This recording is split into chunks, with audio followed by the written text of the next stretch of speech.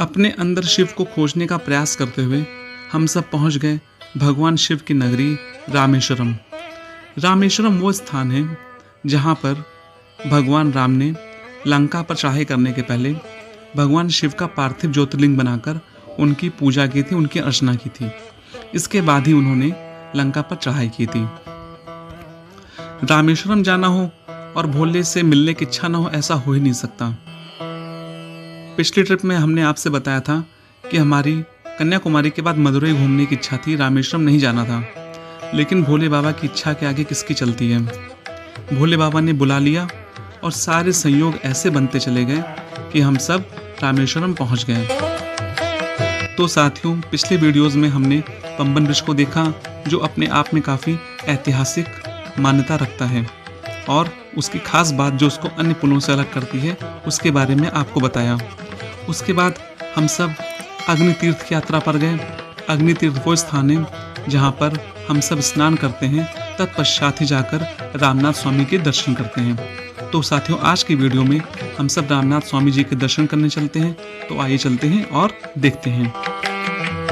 रामेश्वरम पहुंचने के बाद सबसे पहला उद्देश्य होता है रामनाथ स्वामी के दर्शन करना।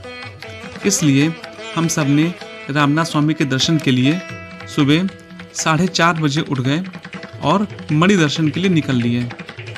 मणि दर्शन एक ऐसा दर्शन है जो पूरे 24 घंटे में सुबह के समय 4 से 5 के बीच में होता है। इस दर्शन के लिए आपको सुबह आना होगा। आप सुबह आइए। यहाँ पर आपको 2 तरह के टिकट मिलेंगे। एक VIP लाइन का 200 रुपये का टिकट है और आम जनों के लिए 50 रुपये का टिकट आपको लगेगा। आप आइए, आप किसी भी लाइन से आएंगे, दर्शन आपको होंगे। यहाँ का एक नियम ये भी है, अगर आपने मंदिर के अंदर प्रवेश कर लिया है तो आपको दर्शन अवश्य मिलेगा। हम सब ने भी भोले बाबा के मणि रूप के दर्शन किए और अपने आप को सौभाग्यशाली माना कि भोले बाबा ने इतने अच्छे से दर्शन कराए। आप यकीन मानिएगा कि जहाँ पर लोगों को 1 सेकंड या 2 सेकंड मिलते हैं दर्शन करने के लिए, वहाँ पे हम सब कम से कम 5 मिनट तक भोले बाबा के आगे खड़े रहे और उनके रूप को निहारा, उनसे आशीर्वाद लिया। दर्शन करने के बाद मन में कोई इच्छा नहीं बची थी। हम सब मंदिर के बाहर निकल आए और अपने आप को धन्य मान रहे थे। ये आप जो गेट देख रहे हैं सामने, ये रामनाथ स्वामी मंदिर के अंदर जाने का गेट है। चूँकि अंदर कैमरा अलाउड नहीं, इसलिए आपको अंदर के बारे में हम कुछ भी नहीं दिखा सकते, बस आपको बता सकते हैं और उम्मीद करते हैं कि आप भी वो चीज़ महसूस करेंगे जो हमने महसूस किया था। तो रामनाथ स्वामी जी के दर्शन करने के पश्चात आप जब बाहर निकलेंगे तो आपको एक अजीब सी अनुभूति होगी। आप दुनिया से विरक्त हो जाएंगे कुछ पलों के लिए। आपको लगेगा कि बस यही दुनिया है, कि भोले बाबा के दर्शन कर लिए। कुछ देर हम सब इसी अवस्था में बाहर बैठे रहे, मंदिर को निहारते रहे। वहाँ से हटने का बिल्कुल मन नहीं था। जब आप भगवान रामनाथ स्वामी के दर्शन करने आएंगे तो आपको अपना सारा सामान, मोबाइल, पर्स, कैमरा, ये सब आपको होटल में रख के आना पड़ेगा या यहीं पर उपस्थित लॉकर रूम में आप जमा कर सकते हैं, क्योंकि मंदिर के अंदर कैमरा अलाउड नहीं है। इसके बाद आपको 25 रुपये की पर्ची कटानी पड़ेगी और वो पर्ची इस बात की होगी, मंदिर के अंदर जो 22 तरह के कुएँ हैं उसमें आपको प्रत्येक कुएँ में स्नान कराया जाएगा। ये उसी बात का शुल्क है। जब आप स्नान करने के बाद भोले बाबा के दर्शन करने के लिए जाएंगे तो बस आप अपने मन में केवल भोले बाबा को ध्यान में रखिएगा। उनका नाम जपते रहिएगा, महामृत्युंजय मंत्र को याद करिएगा, रटते रहिएगा और भोले बाबा की इच्छा से आप यहाँ तक आएँ, इस बात को मानते हुए पहुँचिएगा मंदिर के मुख्य द्वार पे, जहाँ पर भोले बाबा आपको साक्षात दर्शन देंगे। अगर आपने अपनी नजरें, अपना ध्यान और कहीं किया तो हो सकता है कि जो आपको कुछ क्षण मिलते हैं भगवान जी के दर्शन करने के लिए वो आपसे टूट जाएं और आप दर्शन सही से ना कर पाएँ। बस भोले बाबा का नाम लीजिए और ये मानिए कि भोले बाबा ने आज आपको बुलाया है तो आप उनके सामने खड़े हैं। आइए दर्शन कीजिए। और जो सामने आप दर्शन करेंगे जिस शिवलिंग का, ये वही शिवलिंग है जिसको भगवान राम ने स्वयं अपने हाथों से बनाकर पूजा की थी। और आपको अगर कहानी याद होगी तो आपको ये भी पता होगा कि उस समय भगवान राम ने हनुमान जी को उत्तराखंड के पहाड़ों पर भेजा था एक शिवलिंग ढूंढकर लाने के लिए। वहाँ पर हनुमान जी थोड़ा सा असमंजस की स्थिति में आ गए थे, जिस वजह से उनको देर होने लगी और कहीं शुभ मुहूर्त निकल ना जाए, इस वजह से उनका इंतजार ना करते हुए भगवान राम ने स्वयं अपने हाथों से पार्थिव शिवलिंग बनाकर भगवान जी की पूजा अर्चना की थी। उसके पश्चात जब हनुमान जी शिवलिंग को लेकर पहुँचे तो उन्होंने पूछा भगवान राम से कि स्वामी, ये जो शिवलिंग लेकर आए इसका क्या करें? तो उन्होंने उसको भी स्थापित किया और उसकी भी पूजा की। तो इस रामनाथ स्वामी जी के मंदिर में आप दोनों शिवलिंगों को साक्षात देख सकते हैं, एक स्वयं हनुमान जी के द्वारा लाया हुआ और एक स्वयं भगवान राम ने अपने हाथों से बनाया हुआ। तो ये दोनों चीज़ें आप जरूर देखिएगा। जब आप मंदिर के अंदर प्रवेश कर जाएंगे तो एक बात जरूर ध्यान रखिएगा कि भगवान जी के दर्शन करने के लिए आपको बहुत कम समय मिलेगा, उसी में आपको जी भर के भगवान जी के दर्शन कर लेने हैं। भगवान जी के पास आपको किसी भी तरह के विद्युत का प्रकाश नहीं मिलेगा। अन्य मंदिरों की तरह मंदिर में भगवान जी के चारों तरफ तेल के दिए जलते हैं, उन्हीं की रोशनी में आपको भगवान जी के दर्शन होंगे। भोले बाबा आपको उसी रोशनी में दर्शन देंगे, इसलिए अलर्ट रहिएगा ताकि आपसे दर्शन छूट न जाए, क्योंकि आपको समय काफ़ी कम मिलेगा। जब आप दर्शन कर लेंगे तो आपको लगेगा कि संसार और मोह माया बेकार है। आप कुछ पलों के लिए बिल्कुल सब चीज़ों से विरक्त हो जाएंगे, क्योंकि भगवान जहाँ पे साक्षात मौजूद हैं, उनके दर्शन पा लेने के बाद इंसान में किसी भी तरह का लोभ, इच्छा, माया, मोह कुछ नहीं बचता है। बस भगवान के सामने इंसान चाहता है कि वो अपनी सारी इच्छाओं को छोड़कर भगवान के चरणों में आ जाए। इसके बाद हम सब बाहर निकले और हम सब पहले अग्नि तीर्थ गए।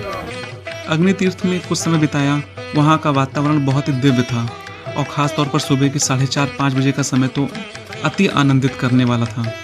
लग ही नहीं रहा था कि सुबह के इतनी जल्दी हम लोग आ गए हैं।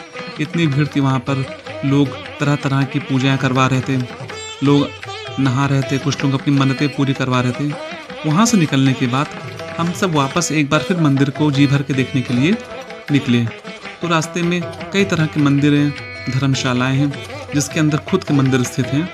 वहाँ पर आपको पुजारी, पंडित और लोग पूजा अर्चना करते हुए सुबह सुबह मिल जाएंगे।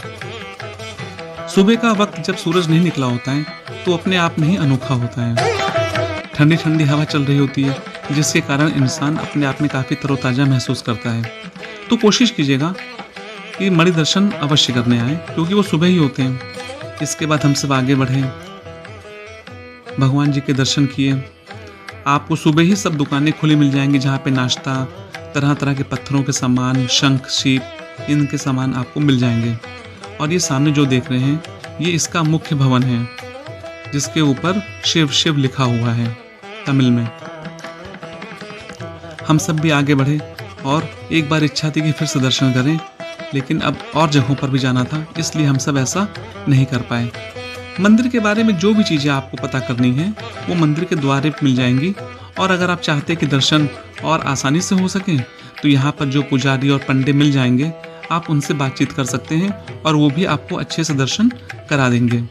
हम लोगों ने भी ऐसे ही किया था, कुछ खर्चा आया लेकिन दर्शन बहुत अच्छे से हुए। मंदिर के इस तरह के जो द्वार होते हैं, ये जो आप सामने देख रहे हैं, इसको गोपुरम बोलते हैं।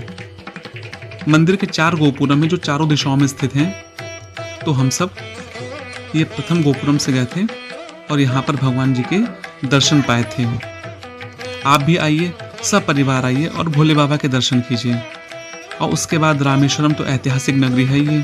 फिर हम सब आपको धनुषकोडी भी ले चलेंगे, जहाँ से भगवान राम ने लंका पे चढ़ाई करने के लिए पुल बनाया था।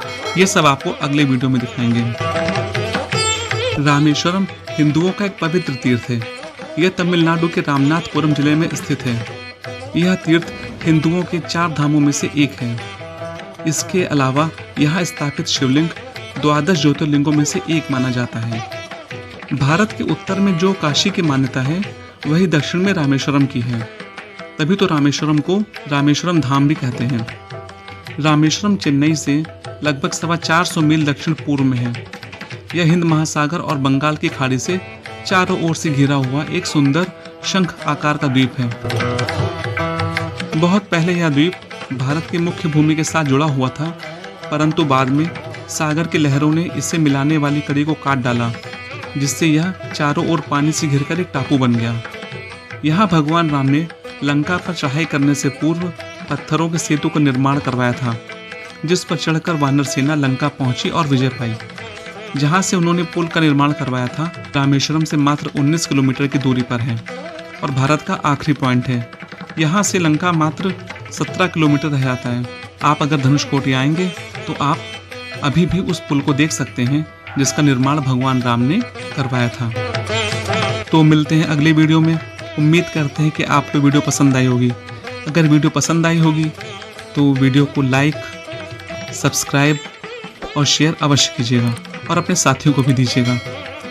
तो अपने साथी अनुपम अग्रवाल को इजाज़त दीजिए। मिलते हैं अगले वीडियो में, जहां पर हम चलेंगे धनुषकोडी की यात्रा करने और वहां पर वो स्थान जहां पर पूरा शहर तबाह हो गया था वो भी आपको दिखाएंगे। तो फिर मिलते हैं अगले वीडियो में। नमस्कार।